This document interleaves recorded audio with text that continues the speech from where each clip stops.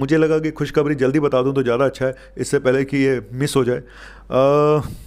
खुशखबरी दिल्ली वालों के लिए स्पेशली, क्योंकि दिल्ली में केसेस कम हो रहे हैं। तो एक सर्वे हुआ है अभी, सीरो सर्वे जिसको बोलते हैं। सीरो सर्वे में क्या होता है कि सर्वे में ये देखा जाता है कि क्या आपके कितनी पॉपुलेशन के बीच में एंटीबॉडीज़ बन चुकी है, इम्यूनिटी बन चुकी है, प्रतिरोधक क्षमता बन चुकी है। ये सर्वे हुआ था 27 जून से लेकर जुलाई 10 के बीच में, यानी कि आज से भी करीब 10 दिन पहले। उसमें ये पाया गया कि 23% पॉपुलेशन को हमारा ये इन्फेक्शन हो चुका है। 23% पॉपुलेशन को। क्या हार्ड इम्यूनिटी डेवलप हो रही है? देखो, हार्ड इम्यूनिटी के लिए होता है कि 40 से लेकर 65% तक पॉपुलेशन को ये हार्ड इम्यूनिटी डेवलप तभी होती है जब 40 से 65% के बीच के पॉपुलेशन को इन्फेक्शन हो जाए। हमारा हुआ कितना? 23%। लेकिन ये जो सर्वे हुआ था ये करीब 21,000 लोगों में हुआ था और डोर टू डोर नहीं हुआ था, घर घर जाके नहीं किया गया था। तो 5 से 10% पॉपुलेशन माना जा रहा है कि रह गई है, इसमें मिस हो गई है। तो इसको अगर मिला दिया जाए तो मोटा मोटा 40% के आसपास हम लोग पहुंच जाते हैं।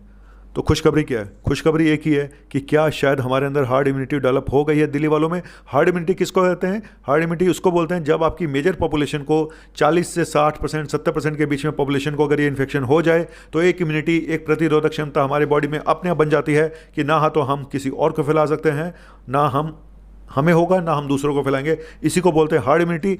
तो ऐसा माना जा रहा है दिल्ली में जो केसेस कम हो रहे हैं, डेथ रेट भी कम हो गया है, तो उसका एक सबसे बड़ा कारण हार्ड इम्यूनिटी भी हो सकता है। हालांकि ये आईजीजी एंटीबॉडीज़ के द्वारा देखा गया जो एंटीबॉडी टेस्ट होता है, और उसमें लेकिन थोड़ा सा एक वो है, क्या बोलते हैं, एक मामला अटका हुआ है कि जो एंटीबॉडी टेस्ट है क्या वो सिर्फ कोविड-19 जो रिसेंट इन्फेक्शन है उसी में पॉजिटिव आ रहा है, या जिनको पहले कभी कोरोना हुआ क्या उनका भी पॉजिटिव आ रहा है। तो थोड़ा सा मामला यहाँ पे वो है। तो आप मोटा मोटा मान के चलिए कि 25 से 30% पॉपुलेशन को हो चुका है। लेकिन इसका दूसरा अगर चीज़ देखें कि 70% पॉपुलेशन अभी भी बची हुई है। लेकिन जिस दिन ये 40% या 50% तक चला जाएगा तो आप मान लीजिए, क्योंकि 10 तारीख तक की रिपोर्ट थी, आज 20 तारीख से ऊपर हो गई है, तो कुछ और पेशेंट भी ऐड हो गएंगे। तो अगर ये ग्राफ धीरे धीरे नीचे आता जाता है, पेशेंट का डेथ रेट कम होता जाता है, तो ये मान लीजिएगा कि ये इम्यूनिटी बन चुकी है, हार्ड इम्यूनिटी बन चुकी है, और इससे बड़ी खुशखबरी कोई हो नहीं सकती। जो काम वैक्सीन नहीं कर पाई, मुझे लगता है जब तक वैक्सीन आएगी हार्ड इम्यूनिटी बन चुकी होगी।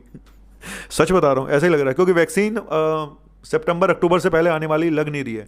अगर कोई बहुत चमत्कार हो जाए, जैसे कि इन्होंने बोला था कि 15 अगस्त पे आ जाएगी, तो बहुत बड़ी बात है। लेकिन अपना ये लगता है कि अभी 3-4 महीने लगेंगे वैक्सीन को आने में। लेकिन खबरें अच्छी हैं वैक्सीन के बारे में भी। तो ये बहुत बड़ी अच्छी खबर है कि शायद शायद शायद, मैं अभी भी शायद बोल रहा हूँ, शायद दिल्ली में हार्ड इम्यूनिटी बन चुकी है, इसीलिए दिल्ली में केसेस कम हो रहे हैं।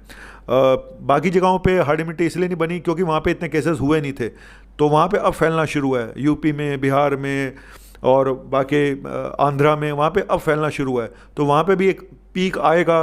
पीक आने के बाद इसको बोलते हैं कि जब पीक, ये जब फैलना होता है, कम्युनिटी ट्रांसमिशन में जाता है, तो इसको बोलते हैं एक्सेलरेशन फेज। ये ऐसे बढ़ता है, फिर उसके बाद जाके प्लेटू आ जाता है, मतलब रुक जाता है, और फिर नीचे आना शुरू हो जाता है। उसको बोलते हैं D acceleration phase.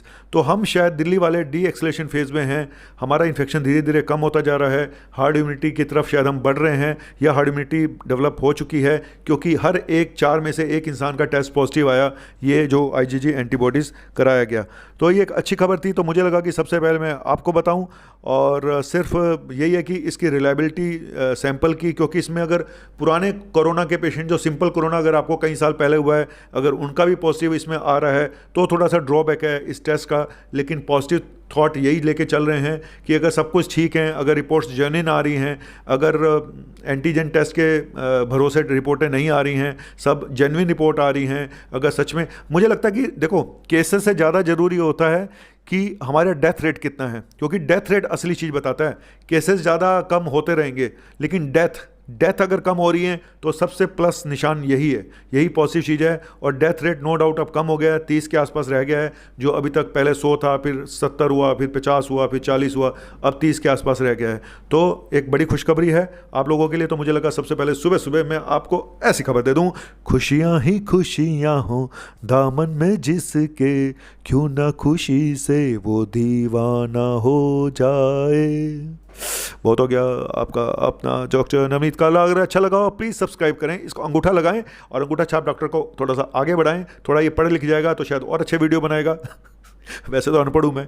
Doctor Navneet Kalra, MBBS MD medicine from KGMC Lucknow, and we are the Georgians, we are proud to be Georgians. हम जो लखनऊ से पास आउट किए ना किंग जॉर्ज मेडिकल कॉलेज से, तो उनको जॉर्जियन बोलते हैं, जॉर्जियन। और आपकी नॉलेज के लिए बता दूं, सिर्फ 2 किंग जॉर्ज मेडिकल कॉलेज हैं, और हमारा कॉलेज बना था 1911 में। 100 साल से ज़्यादा हो चुके हैं लखनऊ के मेडिकल कॉलेज को। और दूसरा किंग जॉर्ज मेडिकल कॉलेज है